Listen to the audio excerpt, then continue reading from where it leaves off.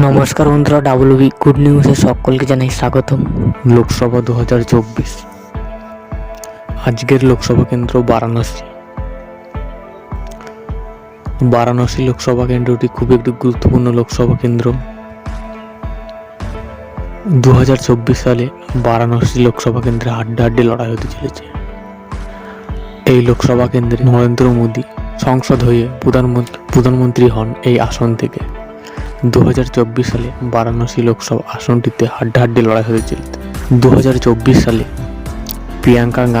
প্রিয়াঙ্কা গান্ধী অর্থাৎ কংগ্রেস প্রার্থী এবং নরেন্দ্র মোদী 2024 সালে এই আসনটিতে বারাণসী আসনে হাড্ডাহাড্ডি লড়াই হতে চলেছে। 2024 সালে জনগণ কার পক্ষে রায় দেবে বারাণসীর মানুষজন এবং 2022 সালের বিধানসভা নির্বাচনের ফল অনুযায়ী কোন প্রার্থী এগিয়ে রয়েছে, তো কোন প্রার্থী হবে জয়ী, চলুন আজকে দেখে নেব। 2014 সালে লড়ছিলেন অরবিন্দ কেজরিওয়াল অর্থাৎ আম আদমি পার্টির অরবিন্দ কেজরিওয়াল ভার্সেস নরেন্দ্র মোদী 2014 সালে লড়াই করেছিলেন। তো অবশেষে জয়ী হয়েছিলেন বিজেপি প্রার্থী।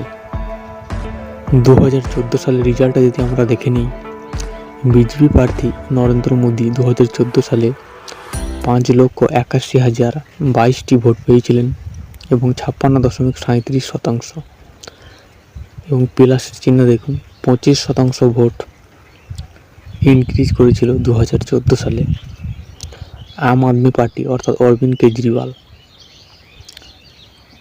প্রথমবার লড়াই অর্থাৎ দ্বিতীয় স্থান অধিকার করেছিলেন এবং 2,09,238টি ভোট পেয়েছিলেন এবং 20%।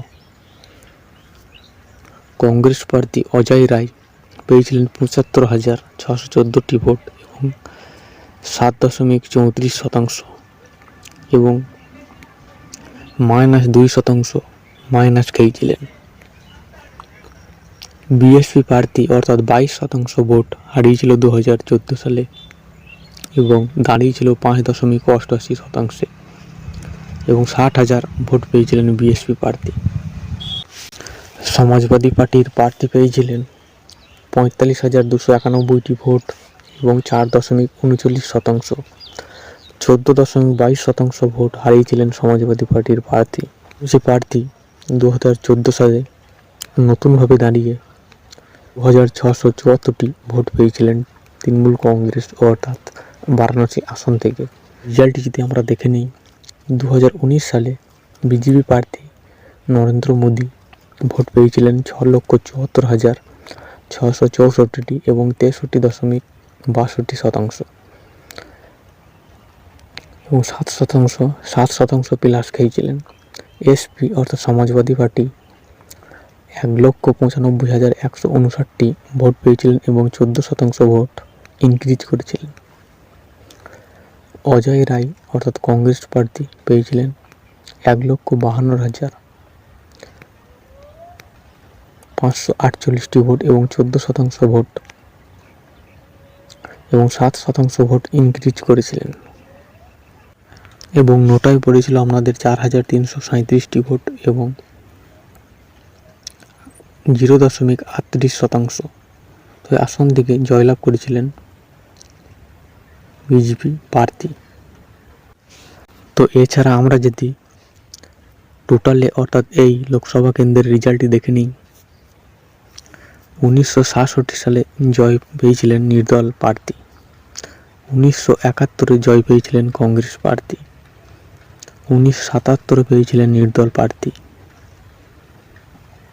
তো এখানে গ্রাফটি দেখতেই পাচ্ছেন এবং শতাংশের হার দেওয়া রয়েছে, এবং 2019 সালে জয় পেয়েছিলেন বিজেপি প্রার্থী এবং 2014 সালে পেয়েছিলেন বিজেপি প্রার্থী এবং 2009 সালে পেয়েছিলেন বিজেপি প্রার্থী এবং 2004 সালে পেয়েছিলেন কংগ্রেস প্রার্থী। তো সম্পূর্ণভাবে আপনারা গ্রাফটা দেখতে পাচ্ছেন অর্থাৎ কোন প্রার্থী কত শতাংশ ভোট পেয়ে জয়লাভ করেছিল। তো এই লোকসভা কেন্দ্রের জনসংখ্যাটা যদি আমরা দেখে নিই, তো এই লোকসভা কেন্দ্রে আঞ্চলিক জনসংখ্যা অর্থাৎ 22,51,773 জন।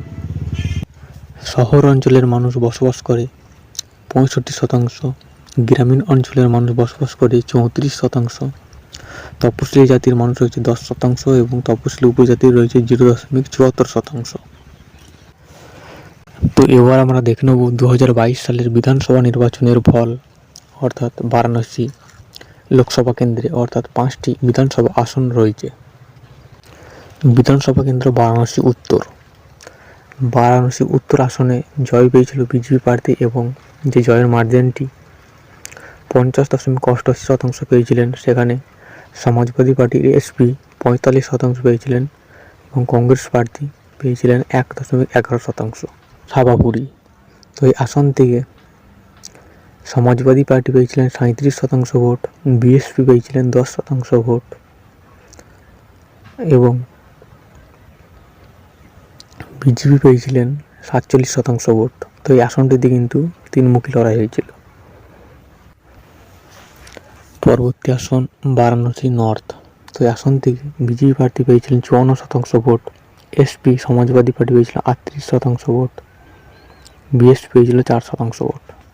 তো এই আসনটি তিনমুখী লড়াই হয়েছিল 2022 সালে। পরবর্তী আসন বারাণসী।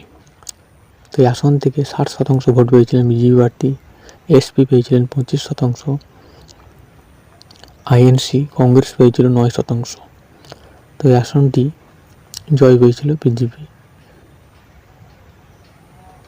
পরবর্তী আসন রনিয়া। তো রনিয়া আসন থেকে নির্দল প্রার্থী পেয়েছিলেন 47% ভোট, এডিকে পেয়েছিল 29% ভোট এবং বিএসপি পেয়েছিল 10% ভোট। তো সব মিলিয়ে যদি দেখা যায় অর্থাৎ 2022 সালের ফল অনুযায়ী তো 7% ভোটের ডিফারেন্স রয়েছে, অর্থাৎ বিরোধী প্রার্থী ইন্ডিয়া জোটের ভোটের শতাংশে। 2024 কোন দল জয়ী হবে আপনারা কমেন্ট অবশ্যই জানাবেন।